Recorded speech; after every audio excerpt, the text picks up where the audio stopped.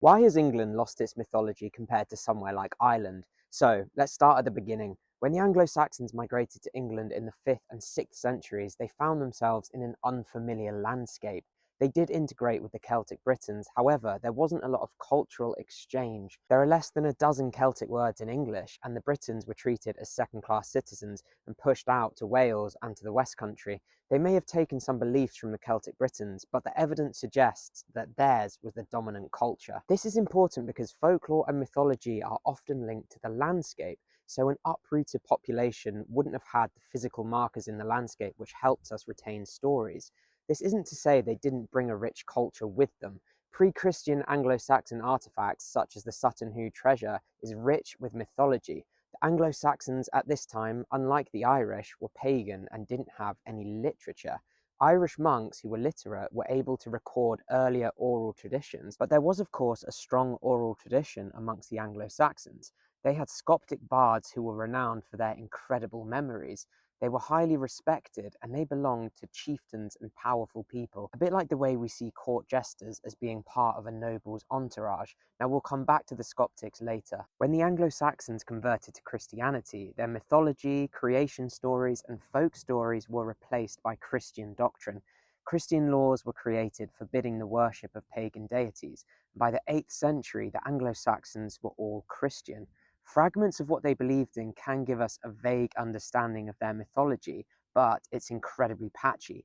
Bede, the Anglo-Saxon monk, gives us the names of important gods like Woden and Thunor, and we can draw parallels from the Norse pantheon which have similar names. But the literate monks had no interest in writing about the old belief system, and that's why it remains lost forever. Old stories lived on through a Christian lens. Works such as Beowulf, with the eponymous hero treading the line between God and man, gives us an insight into these pre-Christian beliefs. But many stories such as this were not recorded. These kinds of stories belonged to the Scoptics, and no doubt their repertoire had changed and adjusted to fit the new religion, but they were still widely celebrated and incredibly popular in Anglo-Saxon courts.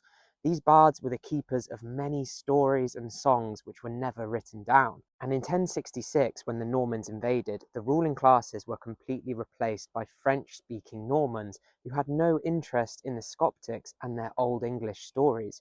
Without an English court, the Scoptics had no nobles to sponsor them, and they faded away along with their poems, songs and stories. Tolkien cited this as the biggest shame in English history, and he wrote The Lord of the Rings in an attempt to reclaim the lost folklore and mythology of England. Now England had a Norman ruling class. There wasn't any English written for the next 200 years.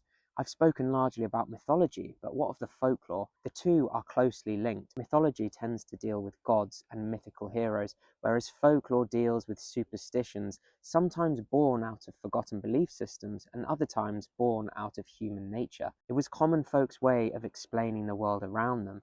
Now, these kinds of stories thrived in rural English communities after the Norman Conquest, each area having its own distinct beliefs, yet sharing nationwide similarities. A great example of this is the Wild Hunt, first recorded in the 12th century. Sightings of a ghostly hunt and black dogs have been seen in England for nearly 1,000 years, perhaps a folk memory of Odin or Woden's wild hunt. These beliefs became intertwined with Christianity, just like the earlier mythology of the Anglo-Saxons, but it was Christianity that would try to stamp them out. During the Reformation in the 16th century, when England became Protestant, folk customs and traditions were seen as papist idolatry. Folk traditions such as beating the bounds, where villagers would bless their fields in hope of a good harvest, or May games such as Morris dancing or maypoling were banned. Folk magic and cunning craft were treated with suspicion.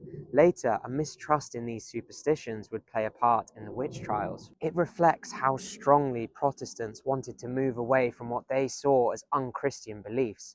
This is again in contrast to Ireland, which remained Catholic, and even to this day has a deep-rooted belief in things such as the banshee or fairies. If the Reformation destroyed the folk mindset, then the Enclosures Act destroyed folk communities. Starting in the 16th century, commoners were denied access to what was once known as common land, where they could have sustained themselves through farming or raising livestock.